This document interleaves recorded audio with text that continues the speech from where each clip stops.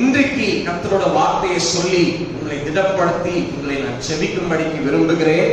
1 நாளாகமம் 28ஆம் அதிகாரம் 20வது வசனத்தை யாராவது ஒருவர் சத்தமாய் வாசிக்கலாமா? 1 நாளாகமம் 28ஆம் அதிகாரம் 20வது வசனம்.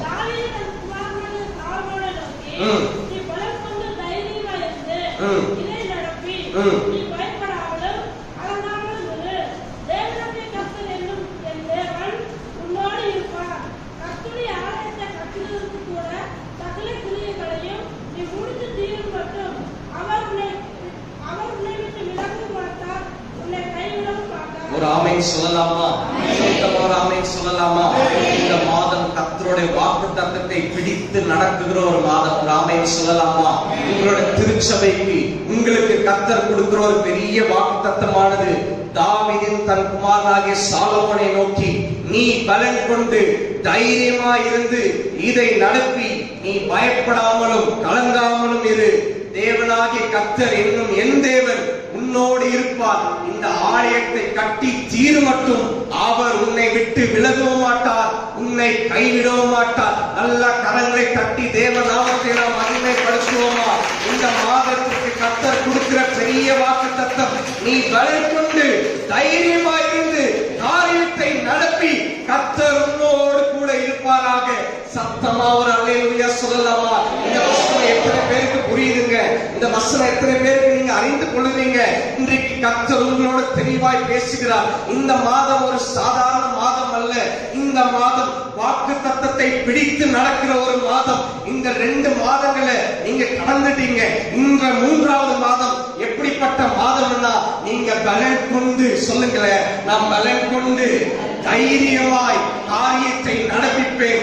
ஏனென்று சொன்னால் என் தேவனாகிய கர்த்தர் என்னோடு இருக்கிறார். சத்தமோராமை சொல்லலாமா? இந்த வசனம் உங்களுக்கு தான் விசுவாசிக்கிறவங்க தலை மேல கையை வச்சு, ஆண்டவரே இந்த மாதத்திற்கான ஏற்ற வாக்குத்தத்தம் பலன் கொண்டு தைரியமா இருந்து இந்த காரியத்தை நான் நடப்பிக்கிறப்பா. எத்தனை பேர் உண்மையா ஜெபிக்கிறீங்களோ இந்த வேளையில பரிசுத்த ஆவியானவர் உங்களுக்கு இந்த வசனத்தின் மூலமாய் திருவலம் பட்டுகிறார். ரீபா லாக்கா தாராபா. என்ன பார்க்காதீங்க பிரதர், என்ன பார்க்காதீங்க சிஸ்டர், உங்களுக்கு உங்க குடும்பத்துக்கு கர்த்தர் கொடுக்கிற ஒரு பெரிய வார்த்தை, நீ பலன் கொண்டு தைரியமா இருந்து காரியத்தை நடத்தி கர்த்தர் உன்னோடு கூட இருக்கிறார். அதன் மேல கை வைத்து ஜெபிக்கிற எல்லார் மேலாகவும் கர்த்தர் அப்படிப்பட்ட வாக்குத்தத்தத்தை நிறைவேற்ற அவர் வல்லவராயிருக்கிறார். இந்த மாதம் எப்படி முடியுமோ என்று ஒரு கேள்விக்குறியோடு இன்றைக்கு ஆராதனையில நீங்க வந்திருக்கலாம். ஆனால் நான் விசுவாசிக்கிறேன், இஸ்ரவேலின் ஜெயபலமாகிய கர்த்தர் இன்றைக்கு பெரிதான வாக்குத்தத்தத்தின் மூலமாய் உங்களோடு பேசிக் கொண்டிருக்கிறார். சகோதரா சகோதரி, அம்மா ஐயா, கர்த்தரோட வார்த்தை உங்களுக்கு நேராக வருகிறது.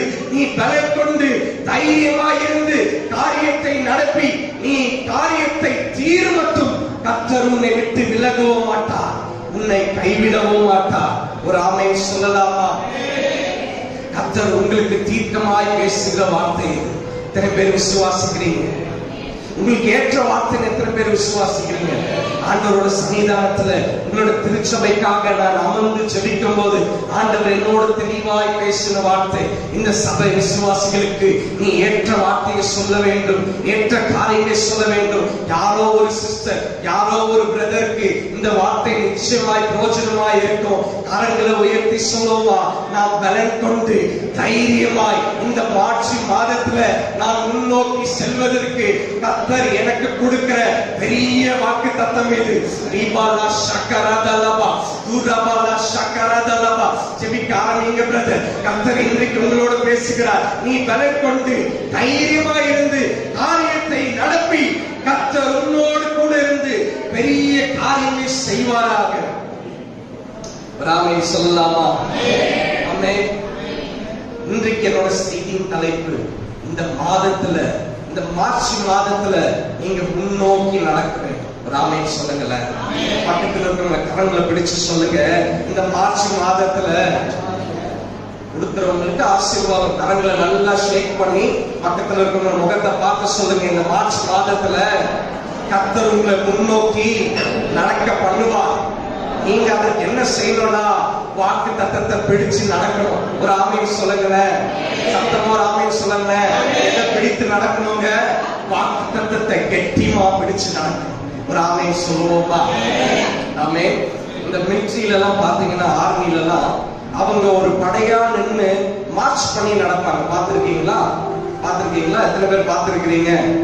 ஆர்மில எல்லாம் பாத்தீங்கன்னா அவங்க அந்த போருக்குலாம் நடக்கும் போது மார்ச் பண்ணி நடப்பாங்க. அப்ப இந்த மார்ச் மாதத்துல நீங்க எப்படி நடக்க போறீங்கன்னா, மார்ச் பண்ணி தான் நடக்க போறீங்க. ஒரு ஆமீன் சொல்லுங்களேன். எப்படி நடக்க போறீங்க? சொல்லுங்க, சத்தமா சொல்லுங்க. மார்ச் பண்ணி நடக்க போறீங்க. எப்படி மார்ச் பண்ணி நடக்க போறீங்க? ஆண்டவரோட வாக்குத்தத்தத்தை பிடிச்சு நல்லா மார்ச் பண்ணி நடக்க போறீங்க. சந்தோஷமா இருக்கிறவங்க நல்ல கரங்களை தட்டி தேவ நாமத்தை நாம் மகிமைப்படுத்துவோமா? ஆமென்.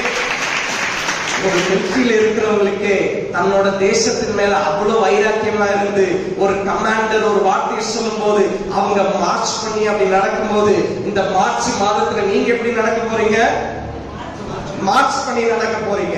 எதை சொல்லினா, நீ பலன் கொண்டு தைரியமா இருந்து காரியத்தை நடப்பி கர்த்தராகிய தேவன் நீ ஆலயத்தை கட்டி தீரு மட்டும் அவர் உன்னை விட்டு விலகவும் மாட்டார், உன்னை கைவிடவும் மாட்டார். இந்த மார்ச் 31 நாட்களோ உங்களோட குடும்பத்துல உங்களோட தனிப்பட்ட ஜெபத்துல இந்த வார்த்தையை சொல்லி நீங்க அறிக்கை செஞ்சுட்டே இருக்கணும். ஆமே.